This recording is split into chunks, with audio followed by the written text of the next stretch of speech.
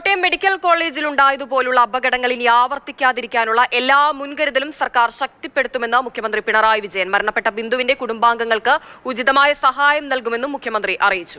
അമൽ തേനമ്പറമ്പുണ്ട്. അമൽ, സർക്കാരിന്റെ ഭാഗത്തുനിന്ന്, മുഖ്യമന്ത്രിയുടെ ഭാഗത്തുനിന്ന്, ആരോഗ്യമന്ത്രിയുടെ ഭാഗത്തുനിന്ന് അനുഭാവപൂർണ്ണമായ സമീപനം ഉണ്ടാകുന്നില്ല എന്ന വലിയ പ്രതിഷേധം, മന്ത്രിയുടെ രാജിക്ക് വേണ്ടിയുള്ള വലിയ മുറവിളി പ്രതിപക്ഷ സംഘടനകളുടെ ഭാഗത്തുനിന്ന് ഉണ്ടാകുമ്പോൾ മുഖ്യമന്ത്രിയുടെ പ്രതികരണം എങ്ങനെയാണ്? എത്രത്തോളം വിശദമായി കാര്യങ്ങളെ പറയാൻ ശ്രമിക്കുന്നുണ്ട് മുഖ്യമന്ത്രി? രതീഷ, ബിന്ദുവിന്റെ മരണവുമായി ബന്ധപ്പെട്ട മുഖ്യമന്ത്രിയുടെ ആദ്യ പ്രതികരണം വരികയാണ്.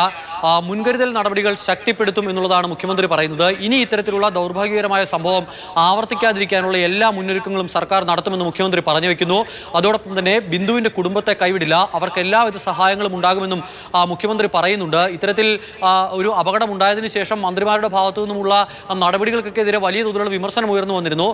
മണ്ഡലത്തിലെ നിന്നുള്ള മന്ത്രിയായിട്ട് കൂടി വാസവൻ പോലും ആ വീട്ടിലേക്ക് ഈ സംസ്കാര ചടങ്ങ് നടന്ന ദിവസം എത്തിയില്ല എന്നതടക്കമുള്ള പ്രശ്നങ്ങൾ അവിടെ നിൽക്കുന്നു. അതോടൊപ്പം തന്നെ ആരോഗ്യമന്ത്രി ആ വീടൊന്നും സന്ദർശിച്ചില്ല എന്ന കാര്യം നിൽക്കുന്നു. ഏറ്റവും ഒടുവിൽ മന്ത്രി വിളിച്ചു എന്നിപ്പോൾ അവരുടെ ഭർത്താവ്, ബിന്ദുവിൻ്റെ ഭർത്താവ് പറയുന്നുണ്ട്.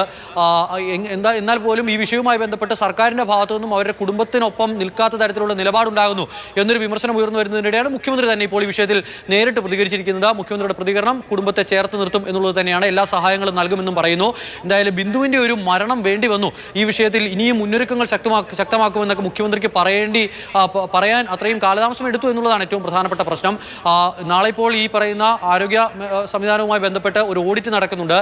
പ്രശ്നമുള്ള കെട്ടിടങ്ങൾ സംബന്ധിച്ച് റിപ്പോർട്ട് സമർപ്പിക്കാനൊക്കെയാണ് പറഞ്ഞിരിക്കുന്നത്. അതെല്ലാം ഈ മുഖ്യമന്ത്രിയുടെ വാർത്താക്കുറിപ്പിലുമുണ്ട്. മുഖ്യമന്ത്രി ഒരു പരസ്യ പ്രതികരണത്തിന് തയ്യാറാകുന്നില്ല എങ്കിൽ കൂടി ഒരു വാർത്താക്കുറിപ്പ് അല്പം മുമ്പ് ഈ വിഷയവുമായി ബന്ധപ്പെട്ട് മുഖ്യമന്ത്രി പുറത്തിറക്കിയിട്ടുണ്ട്. രതീഷ്.